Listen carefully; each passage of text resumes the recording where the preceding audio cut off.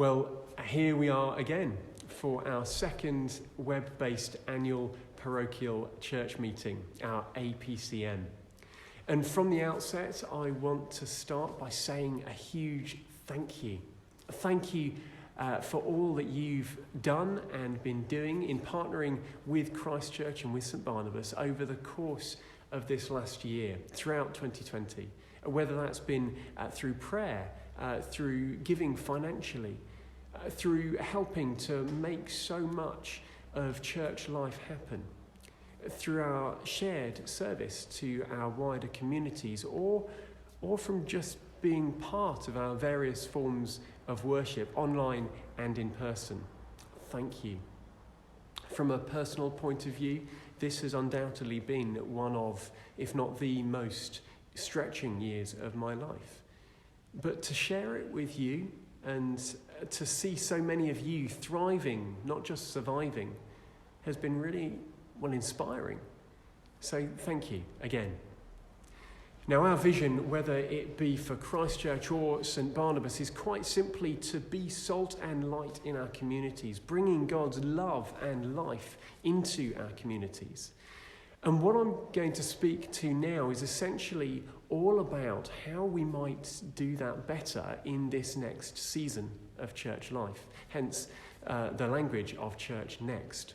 From there, we're going to step forward from the planning side of Church Next to seeing the progress already being made in it. And then I'm going to wrap up and gear up for your questions. So can I ask you just to make a note of any questions you might have that arise from this? And then can you send them to me by email by Friday the 23rd of April? That'll just give me enough chance to think about the most helpful ways of responding to your questions on the night of our APCM, which is on Monday the 26th. Now, whilst this APCM reflects more the shared nature of Christ Church and St Barnabas, much of what I'm about to say about Church Next relates somewhat more to Christ Church than to St Barnabas, though there will be some elements that relate more to St Barnabas as well. St Barnabas are going to be undergoing their own Church Next process. It's going to be a more local form of that, and that'll happen in the coming months. So, Church Next. As I began my last APCM address, I spoke about our need to review how we do church together in the midst of our neighbourhoods and in our communities. And I identified some emerging priorities that included these two things. One was putting more emphasis on nurturing the whole of church life, our whole life of faith, if you like, which extends from Sundays all through Monday to Saturday. And the second priority was responding more to the priorities and needs of our communities and being more accessible to our communities.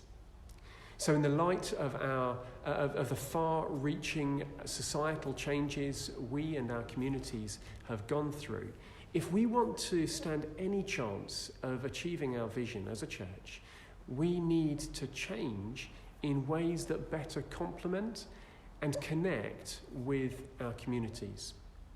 And that can't be limited to one day a week.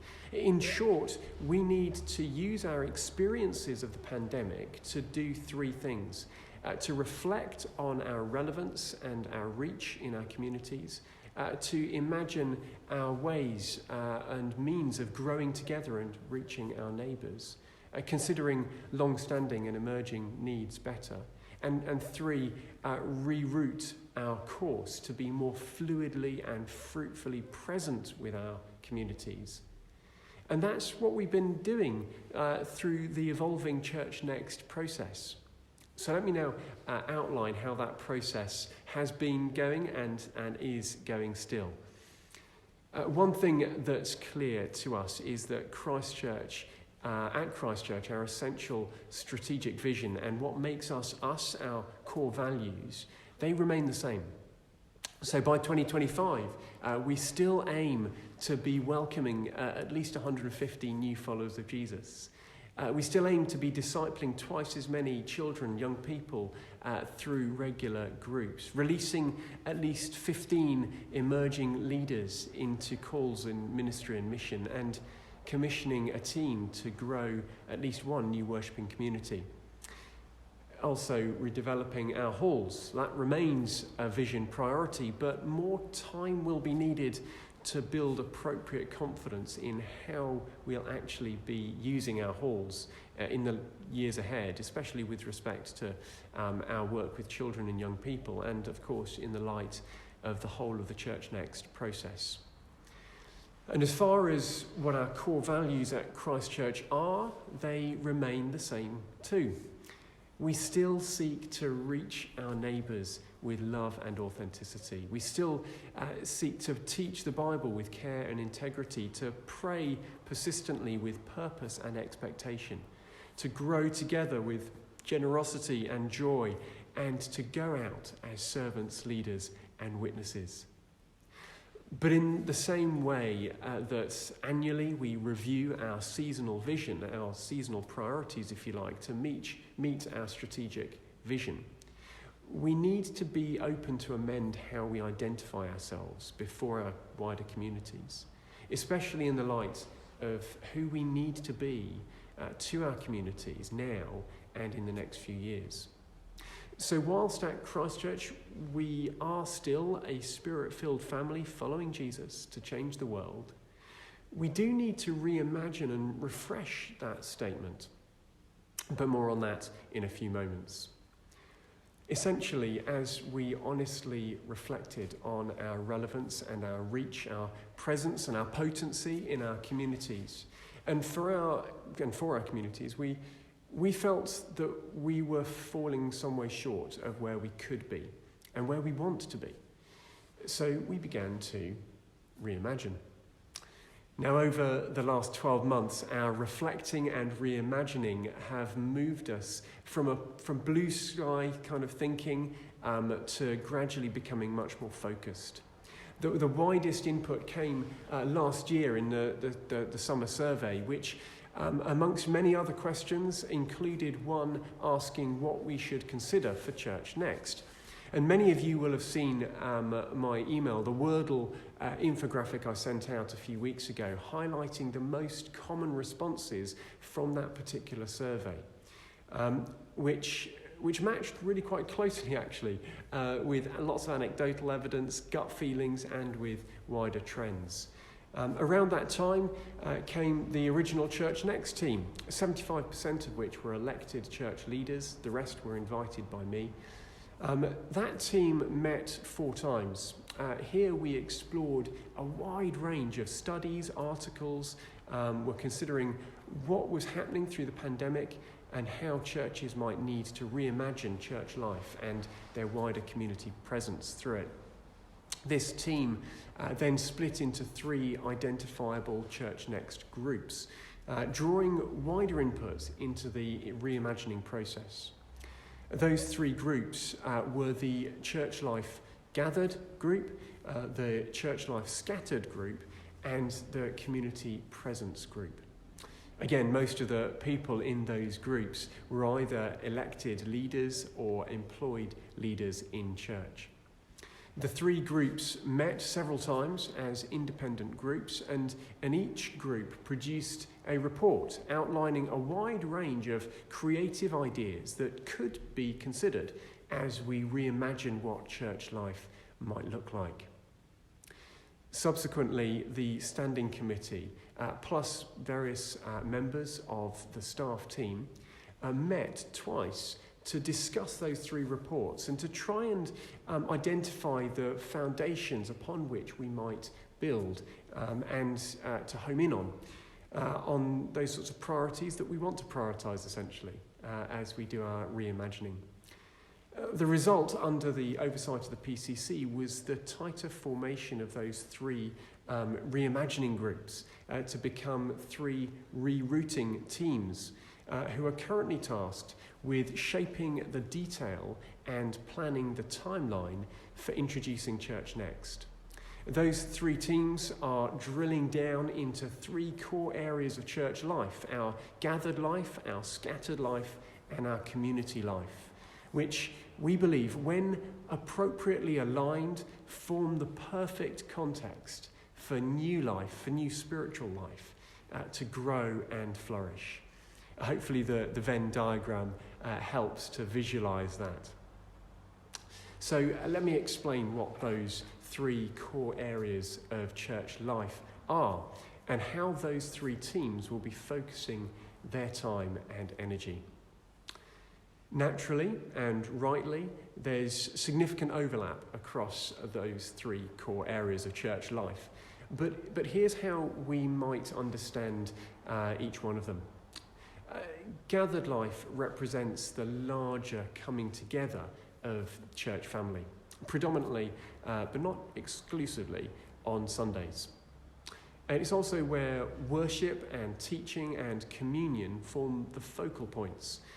As we've already identified, without weakening the importance of good and relevant teaching, our gathered life does need to be made more accessible, especially to unchurched people or people who don't have a Christian faith of their own and may simply want to come along and search and listen. It also is clear that we need to maintain a strong online presence. Now, whilst nothing's been set in stone yet, you'll know that we've been trialling a few different things over the year, including having different start times for our services, for our morning services, at 9:30 a.m. and 11 a.m. What we're sure of is this, at this point, is that we need our larger gatherings to be more accessible and more relatable to those around us who may not currently be regulars, and that those services need to happen at times that better suit those we're trying to reach.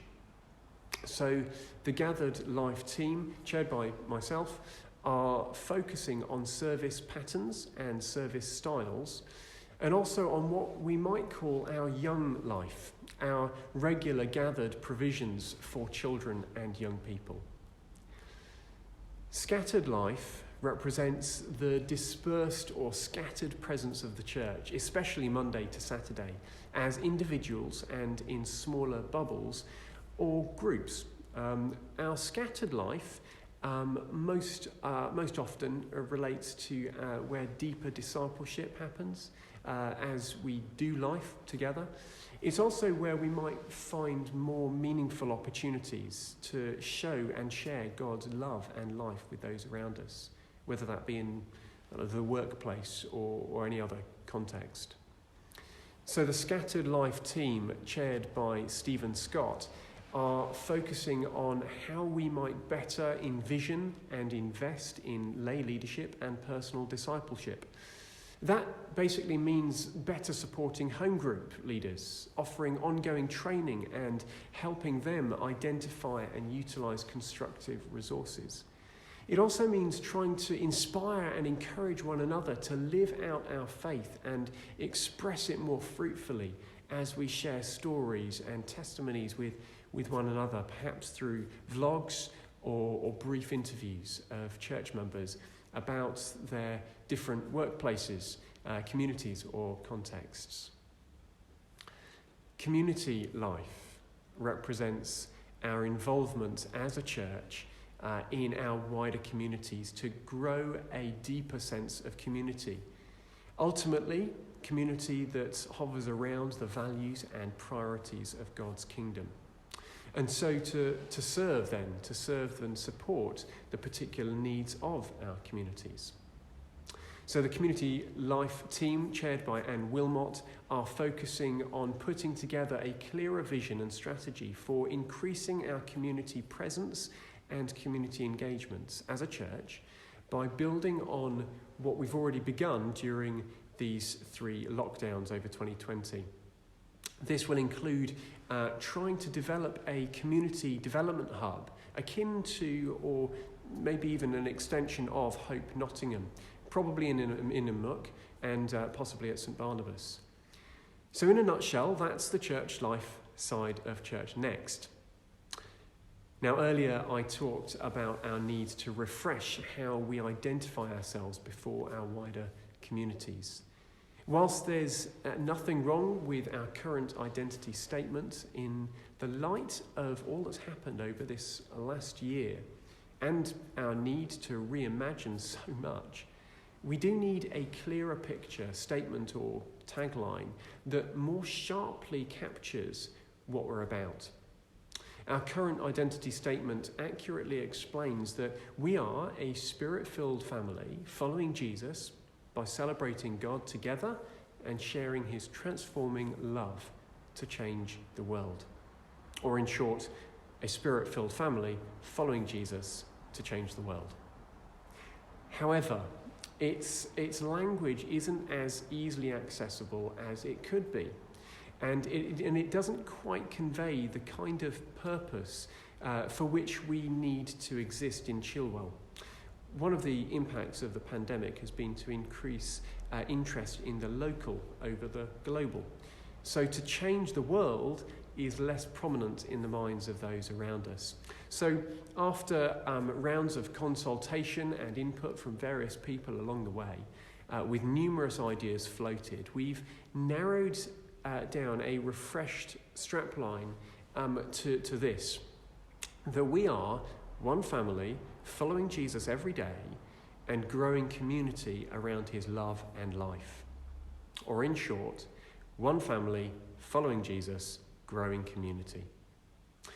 Whilst there's never going to be a strapline that matches the language and expectations of everyone, I rather think that one family following Jesus, growing community, brilliantly captures what is needed of us in this part of Nottingham in this season that we find ourselves in.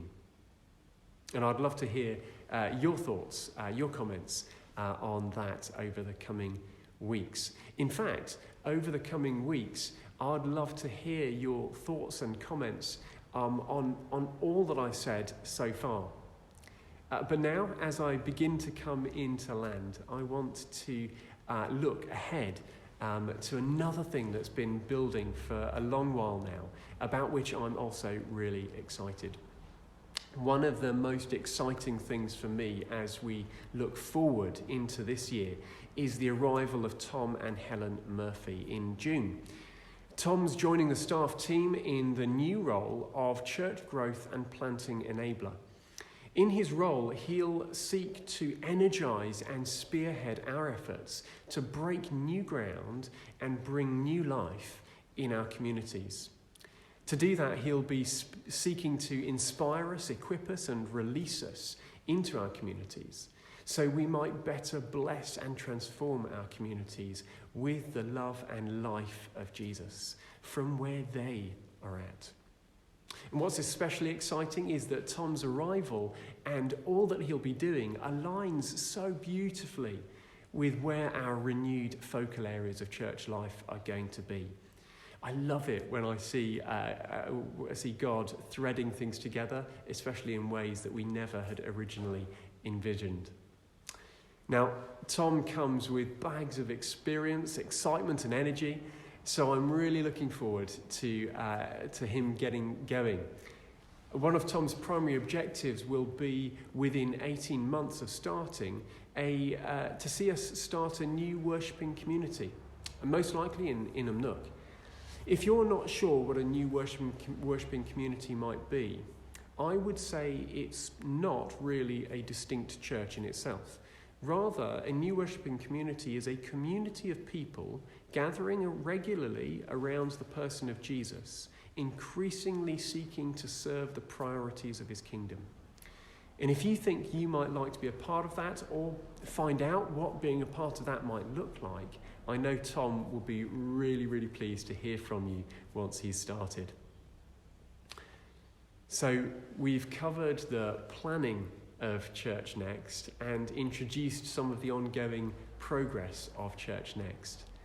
And now all that's needed is that we dedicate all of this in prayer, that we keep the channels open for ongoing conversations about all of this, and that we all seek to discern what part we might each play in what comes next as we gather together regularly in whatever form that may take, as we get involved practically and prayerfully, and as we give financially to what God is already doing through Christ Church and through St. Barnabas. Thank you again for all you already do and discern doing as a member of Christ Church or St. Barnabas. If you've got questions already, or you've got questions brewing off the back of all of this, any of this, then please email them to me, to the wardens and to Chris Brignall, our PCC secretary, through the church office email, office@ccchilwell.org.uk. Please do that by Friday, the 23rd of April. Thank you.